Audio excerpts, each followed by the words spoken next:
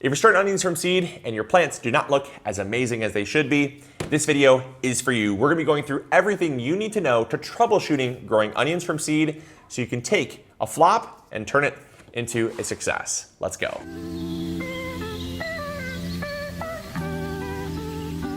The first mistake you're probably making when sowing onions from seed is you're using the wrong tray. Now, if you're using a tray like this, you're probably only getting one plant per cell because you think that that one plant needs to be transplanted into the garden as a seedling, like a standard seedling would be. Now, if you were growing tomatoes, peppers, or any other type of plant, that might be true. You might want only one seed per cell. However, with onions, you want to be doing a process called multi-sowing, meaning you're going to choose a much larger container. You're going to break all the rules to seed starting, and you're going to choose a much larger container, fill that container up with a really good quality potting mix. We'll talk about that in a second. And then you're going to essentially sow your seeds densely. We're taking, this is Ailsa Craig onion.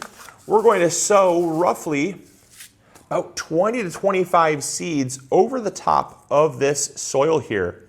And why we're doing that is because onions will grow so well really closely together. The roots will not get intertwined. The roots will not compete for space. They're very wiry and coarse. So as the plants start to develop, they grow completely separately from the other plants. And then when the time comes to transplant them in the garden, you simply take it, tip it upside down, pop the plants out, separate them, and throw them in the ground, and they're good to go. There's no need to put them in a tray like this and waste a ton of space. And like I said, you're only gonna get about 75 plants in an area like this versus this. There's like 25 plants in here. 25 plants versus 75 in that. Much better on space, and you're gonna get much better results. The second mistake you're probably making with starting onions from seed is you're not choosing the right type of soil. Now, onions are very prone to root rot. If the soil stays damp for too long, your germination rate will be very decreased, but also the growth will be very stunted. You'll find that the onions will be very small, anemic, they'll be struggling to grow, and they might even look slightly yellow. Your onions should be growing fast. At this stage, they should be growing very fast. They should not be stunted, and they should not be all curled over and craggly. Now, when onions sprout, naturally, they're gonna have some bends and twists to them. But you'll know very early on, if you are overwatering your onions, you're going to find that the growth is gonna be very corkscrewy and kind of like all lopsided, very deformed. That's caused from root rot. You'll also notice that if you were to remove a seedling from the soil, there'll be very little roots, if any, and it'll basically just be barely hanging into the soil. That is a sign of root rot. And it's a real problem with onions because they're so prone to it. So to get around that, we made our own seed starting mix. And over the years, I've kind of messed with the seed starting mix that I find works best. And I've kind of really found one that I love. Now, we used to use ProMix. We still do use ProMix for all of our seed starting with the exception of onions. With onions, they need a little bit more care. They need a little bit more drainage than what ProMix provides. So if you're using ProMix right out of the bag, add some sand.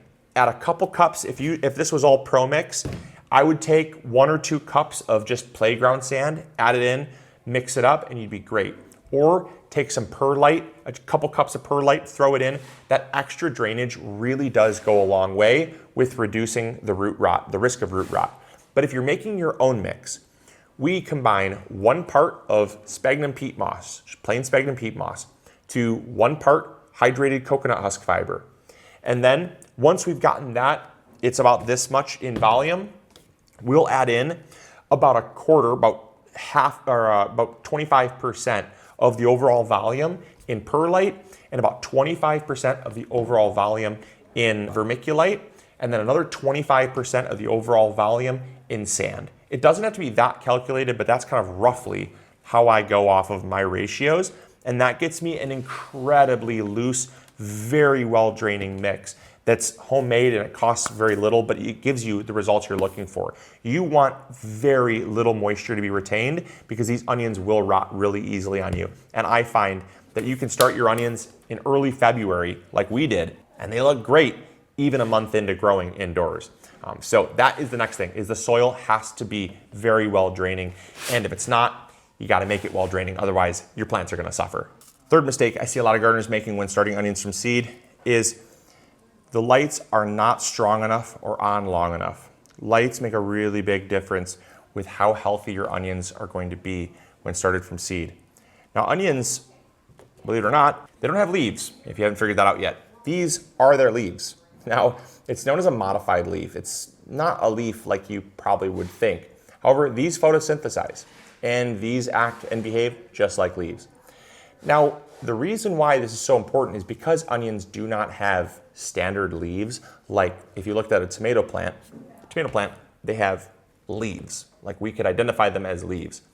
There's very little surface area on these onions, and therefore we need to make sure that our lights are very strong, real strong. If you're finding that your onions are turning yellow or getting really long, kind of flopping over and just not looking very strong, that could be because your lights are not strong enough. Also, another reason why you want to keep your lights on longer is because that can help compensate for lights that are not as strong. You see, these lights, these put out about 30,000 lumens each. They're very strong lights. But even with these strong lights, we have to keep them on for roughly 13 to 14 hours per day, meaning they're only off for about 8 to 9 hours per day. These lights right here are very strong. They are about as strong as you can possibly get for a at-home grow light, and we still have to keep our lights on for more than half the day. Otherwise, the leaves are going to get really spindly. They're going to be very yellow, and they're not going to stand up straight. As you can see, these are standing nice and straight. They're not getting too tall. They're not reaching for the light, and that's especially important because they don't have those leaves like you and I kind of come to know what a leaf looks like. Now, the other thing that can really help is fertilizing. Again, onions do not have standard leaves, and the larger the onion is based on the amount of leaves that it has. Now, again, we go back to these are leaves. So if you want really good onions from seed, you want to focus on nitrogen.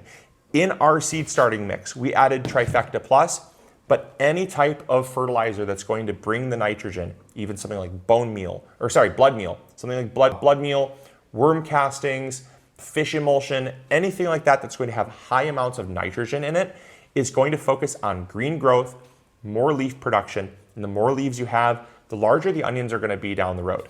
And so as they're just starting to grow, you want to focus on nitrogen, give them plant food. I can't tell you how many gardeners don't add fertilizer to their seed starting mix because of the myth that just because they're seedlings, they don't need fertilizer.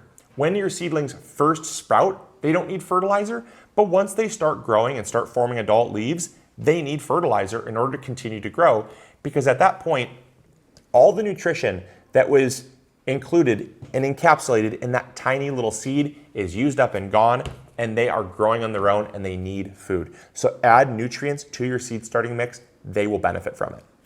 And the final troubleshooting tip to really taking your onion game to the next level has to do with giving them a haircut. You see, when your onions get tall, they get top heavy. And when they start to fall over, that can reduce how fast they grow. By pruning them, it can actually not only help to divert more energy back down to the bulbs to produce more leaves, and the more leaves you have, the larger the onion is going to be, but it also helps them to stabilize, stay nice and sturdy, and it can help them to grow stronger before you're ready to move them out into the garden. Now, it's important not to prune them too much, because if you prune them too much, it can actually hurt them. But I find an inch or two is really all you need to getting them to stand nice and straight and help them to sturdy up and grow. If you're fearful of doing this, I can tell you I've been pruning my onions ever since I talked to one of the largest onion growers here in Michigan. And they said that all of their seedlings actually get mowed. In fact, in the field, what they do is they take a lawnmower and they set it up at the tallest setting, and they run over their onions with a lawnmower before they plant them out in the field. So if you're fearful of using scissors, imagine using a lawnmower and having your whole life savings tied in to a couple onions in a field that you're running over with a lawnmower. That's real fear. That's real trust in the process. And they told me that that is absolutely a requirement to getting larger, healthier onions. I hope these tips helped you troubleshoot growing onions from seed. I really do hope that you'll try growing onions from seed, because they are so fun to grow. I can't think of many other crops that are as satisfying to grow as onions are. And one last thing is, I know you're probably asking, well, how many times should I be pruning my onions? I typically am going to prune my onions indoors twice. I'll prune them right now at this phase when they're typically around 5 to 7 inches tall. I'll prune them down to about 2.5 inches, so about 50% of the plant is chopped off. I'm gonna let them continue to grow until about maybe early to mid-April or so. I'll give them another pruning, and at that point, they're almost ready to go out into the garden. I give them that final second pruning just to really stabilize the plant. It's not really gonna do anything for me indoors because they're gonna be moved outdoors very soon. But I do that because when I move them out into the garden, I just wanna make sure that I'm not bending or crimping the plant. And the more stabilized the plant is, the healthier it is when it goes out to the garden. So I just typically give them a secondary pruning just out of good measure. Now you can even prune them a third time and it's not going to hurt them at all because as long as you're not cutting down on the bulb itself, all these new leaves just keep regenerating and growing. You really aren't going to mess things up by over pruning. And so I hope that maybe answered that question as well, because we do get asked that.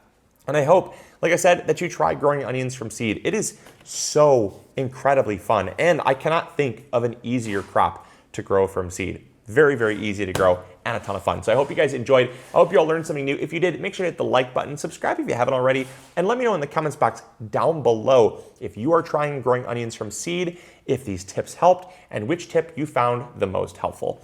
As always, this is Luke from the MIgardener channel reminding you to grow bigger. Take care. Bye. Hey, thank you so much for watching today's video. I really appreciate it. If you enjoyed, consider clicking this one. You'll probably enjoy it just as much. I want to thank you for your viewership because without it, this channel would not be as amazing as it is.